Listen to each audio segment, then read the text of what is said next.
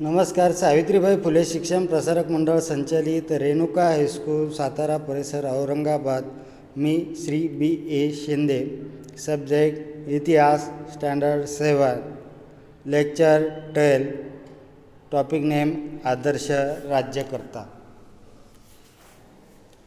घटक: संघटन चातुर्य, रयतेची काळजी, लष्करविषयक धोरण, सहिष्णु वर्तन, स्वातंत्र्याची प्रेरणा, महाराजांच्या कार्याची थोरवी. या घटकांची आपल्याला आता माहिती पाहिजे आहे. पाठाचे नाव आदर्श राज्यकर्ता. विद्यार्थ्यांनो, स्वराज्य स्थापनेपूर्वी महाराष्ट्रावर आदिलशाही, सिद्धी, पोर्तुगीज आणि मुघल या सत्तांचे वर्चस्व होते. या सत्ताविरुद्ध शिवाजी महाराजांनी संघर्ष केला. ते सर्व प्रकारच्या प्रतिकूल परिस्थितीस सामोरे गेले. त्यांनी स्वतंत्र व सार्वभौम असे स्वराज्य स्थापन केले. आपण जर पाहिलं इतिहासामध्ये तर स्वराज्य स्थापन होण्यापूर्वी आपल्या महाराष्ट्रावर आदिलशाही, सिद्धी, पोर्तुगीज आणि मुघल या प्रमुख सत्तांचा राज्यकारभार होता. या प्रमुख सत्तांच्या वर्चस्वाखाली आपला महाराष्ट्र होता आणि या सत्ताविरुद्ध शिवाजी महाराजांनी संघर्ष केला आणि हे सर्व प्रकारच्या प्रतिकूल परिस्थितीस सामोरे गेले आणि त्या अशा प्रकारची इतक्या मोठाल्या बलाढ्या अशा राजवटीला प्रतिकार करत अनेक प्रकारच्या प्रतिकूल परिस्थितीला सामोरं जाऊन त्यांनी स्वतंत्र व सार्वभौम असे स्वराज्य स्थापन केलं. स्वतंत्र आणि सार्वभौम म्हणजे सर्व प्रजेचे हितदक्ष असं राज्य या ठिकाणी स्थापन केलं आणि या स्वराज्याच्या कारभाराची व्यवस्था लावून त्यांनी दिली. त्याचबरोबर नुसतं स्वराज्य स्थापन केलं नाही तर ते चिरकाल टिकावं या दृष्टीनं त्या स्वराज्याची त्यांनी व्यवस्था देखील लावली. स्वराज्याचे सुराज्य केले आणि एक चांगलं राज्य त्या ठिकाणी त्यांनी निर्माण केलं. महाराजांनी आपल्या कर्तृत्वाने नूतन सृष्टीच निर्माण केली. स्वराज्य साठीचा संघर्ष करताना महाराज स्वतःच अनेक मोठ्या धोक्यांना सामोरे गेले. जसं की अफजल खान भेटीचा प्रसंग, पन्हाळ्याचा वेढा, शाहिस्तेखानावरील छापा, आग्र्यातून करून घेतलेली सुटका हे प्रसंग मोठ्या जोखमीचे होते. आणि स्वराज्य स्थापन करत असताना अनेक मोठमोठ्या प्रसंगाला महाराजांना सामोरं जावं लागलं. आपण इतिहासामध्ये यापूर्वी पाहिलेलंच आहे की जसं की अफजल खानाच्या भेटीचा प्रसंग आहे, शाहिस्तेखानावरील छापा आहे, आग्र्यावरून केलेली सुटका आहे. हे विविध प्रसंगावरून लक्षात येतच. त्यातून ते सुखरूपपणे देखील बाहेर पडले. अशा पद्धतीने या प्रसंगातूनही महाराज सुखरूपपणे बाहेर पडले. संघटन चातुर्य. या पाठामध्ये आपण एका आदर्श राज्याच्या अंगी असलेले गुण या ठिकाणी या पाठातून पाहत आहोत. संघटन चातुर्य. महाराजांचं संघटन चातुर्य याबद्दलची माहिती जाणून घेऊया. स्वराज्य कार्यासाठी महाराजांनी आपल्या सभोवतालच्या लोकांना प्रेरित केले. त्यांच्याकडे विलक्षण संघटन चातुर्य होतं. सगळ्यात महत्त्वाची गोष्ट म्हणजे संघटन चातुर्य. आपल्या आजूबाजूची जी लोक आहेत या लोकांना स्वराज्यासाठी प्रेरित केलं आणि त्यांना आपल्या या कार्यामध्ये त्यांनी सामावून घेतलं आणि हे त्यांचं संघटन चातुर्य होतं. त्या चातुर्याच्या जोरावर त्यांनी आपल्या भोवती शूर व जीवास जीव देणारे लोक गोळा केले. स्वराज्याच्या कार्यात त्यांच्या सहकार्यांची आपल्या प्राणाची पर्वा न करता आपले कर्तव्य पार पडले. हे अफजल खान भेटी प्रसंगी अत्यंत धोक्याच्या क्षणी बडा सय्यद या ठार मारणारा जीवा महाला शिवाजी महाराजांनी संघटन चातुर्याने जर विचार केला तर त्यांनी आपल्या अवतीभोवती जी लोकं जमवली होती ती अगदी जीवात जीव देणारी लोकं त्यांनी जमवली होती. जसं उदाहरण सांगायचं झालं तर अफजल खान भेटी प्रसंगी जो बडा सय्यद होता तर याला जीवा महालाने काय केलं, ठार केलं आणि त्यावेळेस त्यांनी स्वतःच्या जीवाची पर्वा न करता बडा सय्यदला ठार केलं. पन्हाळ्याचा वेढा ओलांडून जाताना शिवाजी महाराजांच्या भूमिकेत वावरणारा शिवकाशीत महाराज विशाळ गडाकडे जात असताना त्यांचा पाठलाग करणाऱ्या शत्रूंची वाट रोखून धरणारा बाजीप्रभू देशपांडे हे लोक पाहिले तर जीवाची पर्वा न करता त्यांनी महाराजांचं रक्षण व्हावं या दृष्टीनं आपला जीव देखील त्यांनी अर्पण केला. पुरंदरचा किल्ला लढवणारा मोरारबाजी देशपांडे, सिंहगड जिंकण्यासाठी दारातीर्थी पडलेला तानाजी मालुसरे, महाराजांच्या आग्र्याच्या सुटकेप्रसंगी मोठी जोखीम पत्करणारे हिरोजी फर्जंद आणि मदारी मेहता तर अशी अनेक उदाहरणे स्वराज्य उभारणीच्या कार्यात आढळतात. महाराज आपल्या सहकाऱ्यांची काळजी घेत असत. उदाहरणार्थ स्वराज्याच्या स्थापनेच्या काळात कान्होजी जेधे त्यांच्याबरोबर आरंभापासून होते. उतारवयी ते आजार पडले त्यावेळी महाराजांनी त्यांना औषधोपचारात कोणत्याही प्रकारची हयगय करू नये असे सांगितले.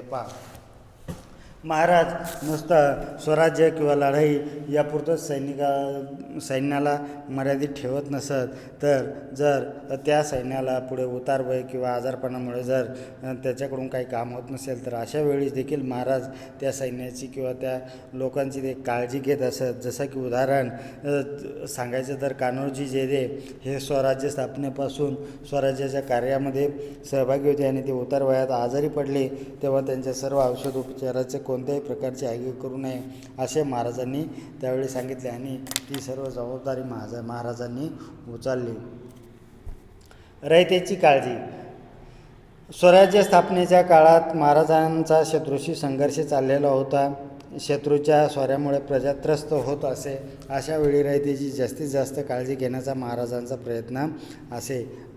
महाराजांच्या स्वराज्य स्थापनेच्या काळात इतर शत्रूशी जसे आदिलशाह मुघल यांच्याशी संघर्ष चालत होता आणि हा संघर्ष चालत असताना मात्र रयतेला मात्र खूप त्रास व्हायचा. शत्रूंकडून खूप त्रास होत असायचा आणि त्यावेळी शत्रूंची ही चाल ओळखून किंवा महाराज आपल्या शत्रूंपासून आपल्या स्वराज्यातील जनतेचे रयतेचे रक्षण व्हावं या दृष्टीने सतत प्रयत्न करत असायचे.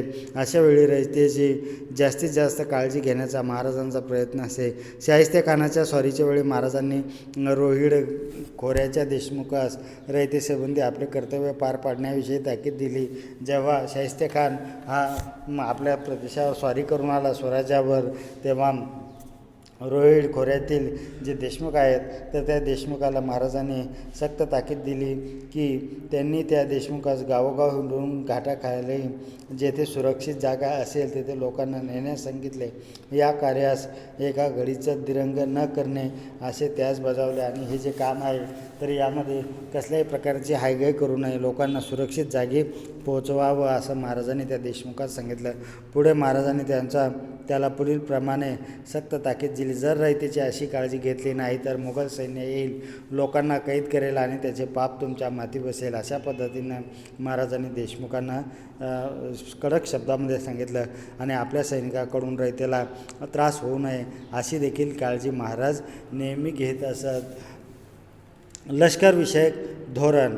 महाराजांच्या लष्कराची शिस्त कडक होते. सैन्यास वेळेच्या वेळी वेतन दिले जावे याबाबत त्यांचा कटाक्ष होता. महाराजांचं जे सैन्य आहे तर लष्कर आहे तर हे अगदी कडक शिस्तीमध्ये होता. तर या सैन्याला वेळची वेळी पगार म्हणजेच वेतन दिले जावे याबाबतही महाराजांचा कटाक्ष होता. त्यांनी सैनिकांना वेतन रोख रकमेत देण्याची व्यवस्था केली. मध्ययुगीन भारतात ठिकठिकाणच्या राजवटीमध्ये आणि इतरत्र सैनिकांना रोख वेतनाऐवजी जागिरी देण्याची पद्धत होती. महाराजांनी ही पद्धत रद्द केली. त्यांच्या मोहिमा जेव्हा शत्रूच्या प्रदेशात जात तेव्हा सैनिकास जे काही मिळेल ते सर्व सरकारात जमा करण्यासंबंधी लष्करास ताकीद होती. त्याचबरोबर महाराजांच्या काळामध्ये त्यावेळेच्या कालखंडामध्ये इतर राज्यामध्ये सैनिकाला जहागीर किंवा वतने दिली जायची, परंतु महाराजांनी ती पद्धत पूर्ण बंद करून महाराजांनी सैनिकाला रोख पगार दिला. आणि एवढंच नाही तर जर मोहीम इतर शत्रूंच्या राज्यात गेली तर त्या ठिकाणी मिळालेला जे काही खजिना आहे की जे काही संपत्ती आहे तर ती सरकारामध्ये जमा करण्याची ताकीद देखील महाराजांनी आपल्या सैनिकाला दिलेली होती. मोहिमेमध्ये पराक्रम केल्याबद्दल सैनिकांचा मान सन्मान केला जात असे. लढाईत जे सैनिक मृत्यू पावत त्यांच्या कुटुंबाच्या उदरनिर्वाहाची काळजी घेत अशा पद्धतीनं मोहिमेमध्ये काही सैनिकांना जर मरण पावले किंवा मृत्यू झाला तर त्याच्या परिवाराची काळजी देखील, कुटुंबियाच्या उदरनिर्वाहाची काळजी देखील महाराज आपल्या सरकारातून घेत असत. जखमी सैनिकांची ही काळजी घेत असत. लढाईत शरण आलेल्या किंवा काही झालेल्या शत्रू सैनिकांना ते चांगली वागणूक देत असत. फक्त आपल्या सैनिकालाच नव्हे तर लढाईमध्ये जे सैनिक शरण आलं तर त्या कैद झालेल्या सैनिकाला किंवा शत्रू सैनिकांना ते चांगल्या प्रकारची वागणूक देत असत. त्यांचा छळ ते करत नसायचे. माहीत आहे की तुम्हाला पीक लावणी संचनी उगवणीच्या काळात युद्धाला तोंड फुटले तर शेतकऱ्यांच्या दैन्याला काही परावर राहत नसे.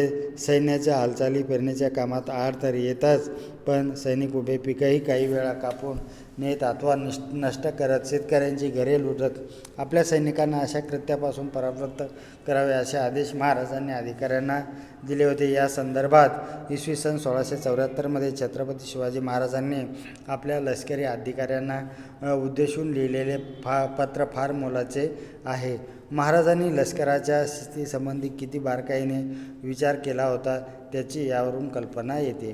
विलातीस तसवीस देऊन लागाल ऐशास लोका जाती, कोणी कुणब्याचे दाणे आणेल, कोणी भाकर, कोणी गवत, कोणी फाटे, कोणी भाजी, कोणी पाले, ऐसे करू लागलेत म्हणजे जे कुणबी घर धरून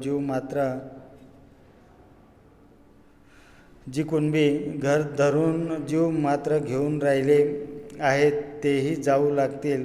कित्येक उपाशी मरायला लागतील म्हणजे त्याला ऐसे होईल की मोगल मुलकात आले त्याहूनही अधिक तुम्ही ऐसा तळतळाट होईल. अशा पद्धतीनं हे उल्लेख आपल्याला शेतकऱ्याविषयीचे या ठिकाणी पाहायला मिळतात. सहिष्णू वर्तन. महाराजांना ज्या सत्ताबरोबर संघर्ष करावा लागला त्यापैकी आदिलशहा, मुघल आणि सिद्दी या सत्ता इस्लामी होत्या. मात्र त्यांच्याशी संघर्ष करताना महाराजांनी स्वराज्यातील मुसलमानांना आपले प्रजाजन मानले. महाराजांना ज्या सत्तांशी संघर्ष करावा लागला त्या सत्ता ह्या इस्लामी होत्या. तरी देखील आपल्या स्वराज्यातील राहणारी जी प्रजा आहे ती इस्लामी जरी असली, मुस्लिम जरी असली तरी ती आपली प्रजा आहे. त्या प्रजाला त्यांनी आपले प्रजाजन मानले. अफजल खानाच्या भेटीच्या वेळी महाराजांच्या सैन्यात सिद्दी इब्राहिम हा विश्वासू सेवक होता. सिद्दी हिलाल हा महाराजांच्या सैन्यातील सरदार होता. स्वराज्याच्या आरमारात दौलत खान हा महत्त्वाचा अधिकारी होता.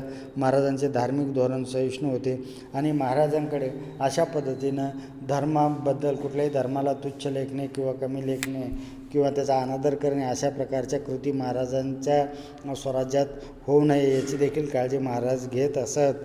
आणि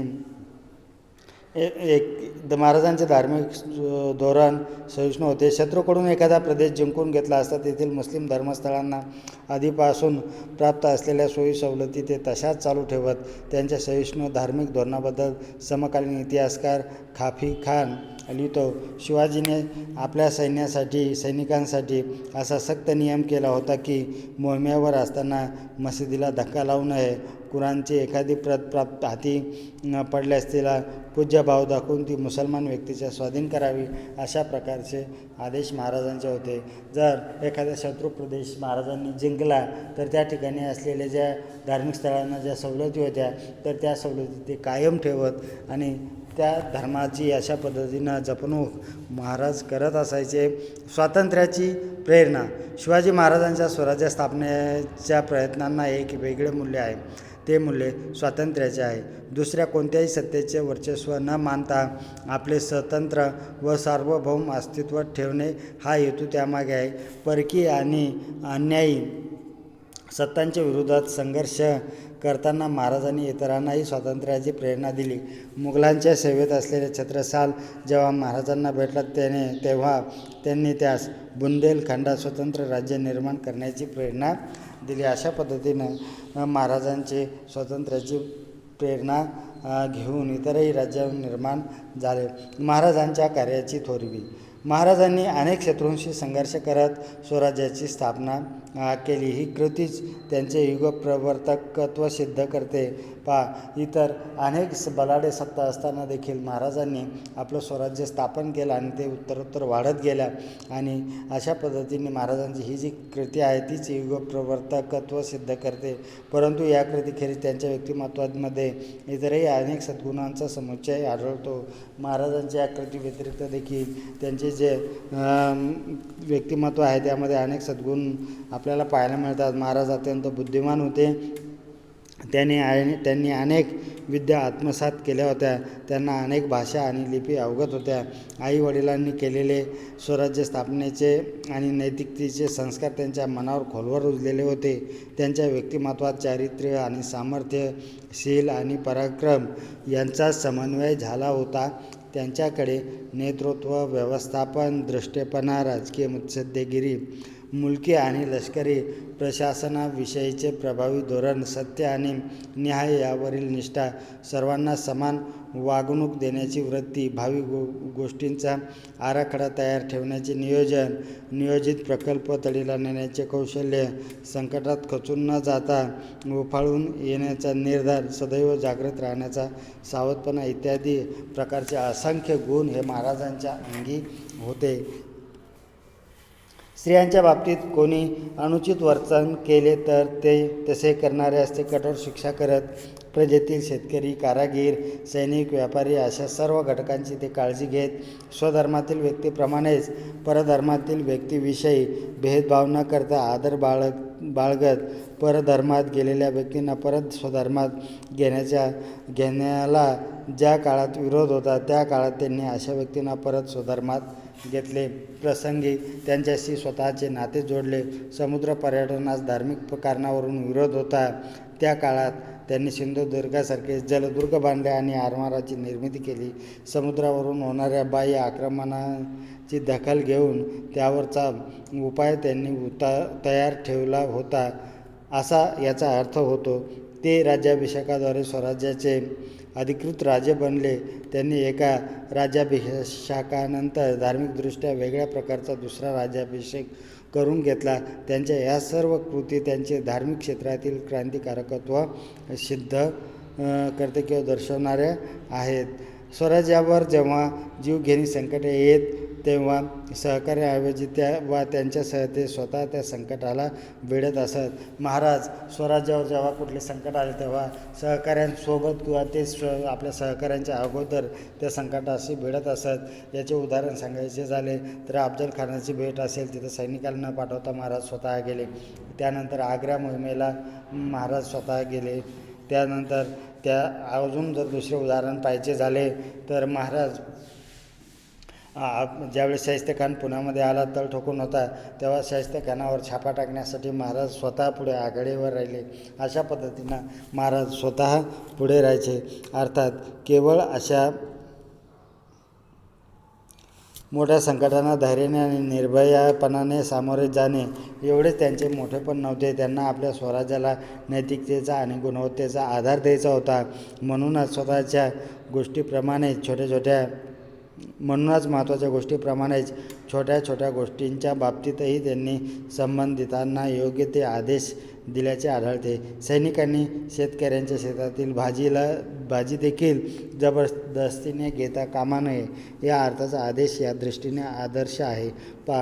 कुठल्याही स्वराज्यातील सैन्याने शेतकऱ्याच्या शेतातील भाजी ही जबरदस्तीने घेऊ नये असा आदेश त्यांनी दिलेला होता. त्यांनी झाडे तोडण्यावर घातलेली बंधने ही महत्त्वाची आहेत. किल्ल्यावरील कचरा इकडे तिकडे कुठेही न टाकता परसात जाळावा आणि त्याच्या राखेवर भाजीपाला पिकवावा असा त्यांचा आदेश होता. ते स्वराज्याची उभारणी करताना बारीक सारीक बाबींकडे किती लक्ष देत होते हे यावरून स्पष्ट होते. ते केवळ योद्धे नव्हते तर ते एका नव्या स्वतंत्र, नीतिमान आणि सुसंस्कृत समाजाची निर्मिती करणारे शिल्पकार होते. त्यांची थोरवी सर्वांगीण आहे. आपल्या राष्ट्रीय चळवळीमध्ये महाराज हे एक मोठे प्रेरणास्थान होते. महात्मा ज्योतिराव फुले यांनी समतेच्या संघर्षामध्ये पवडेद्वारे महाराजांची महती सांगितलेली आहे. लोकमान्य टिळकांनी शिवजयंती उत्सवाच्या माध्यमातून राष्ट्रीय जागृती केली. शिवचरित्राची माहिती सांगणारे पुस्तक लाला लजपतराय यांनी लिहिले आहे. तमिळ काव्याचे पितामह सुब्रमण्यम भारती यांनी शिवाजी महाराज हे आपल्या सहकाऱ्यांना उद्देशून बोलत आहेत असा प्रसंग कल्पून काव्यरचना केली आहे. विश्वकवी रवींद्रनाथ टागोर यांनी महाराजावर एक दीर्घ कविता लिहिली आहे. महाराजांच्या राज्य साधनेच्या प्रयत्नाकडे ते थोर ध्येय साधनेचे प्रयत्न म्हणून पाहतात. सर जदुनाथ सरकार यांनी शिवाजी अँड हिज टाइम्स या ग्रंथात छत्रपती शिवाजी महाराजांच्या कार्याचा गौरव केला आहे. पंडित जवाहरलाल नेहरू यांनी महाराजांबद्दल असे म्हटले आहे की महाराज हे केवळ महाराष्ट्राचेच नव्हे तर ते साऱ्या राष्ट्राचे होते. त्यांचे आपल्या देशावर फार प्रेम होते आणि मानवी सद्गुणांचे ते साक्षात प्रतीक होते. भारतातील हे सर्व भाषांमध्ये महाराजांची प्रेरणा आणि आदर्श सांगणारे साहित्य निर्माण झालेले आहे. शिवाजी महाराजांची ही स्वराज्य कार्याची आणि त्याचे सुराज्यात रूपांतर करण्याची प्रेरणा भावी पिढ्यांनाही आदर्श राहील. शिवाजी महाराज एक थोर राष्ट्रपुरुष होते. या ठिकाणी हे लेक्चर संपले. नेक्स्ट लेक्चर 13 टॉपिक नेम मराठ्यांचा स्वातंत्र्य संग्राम.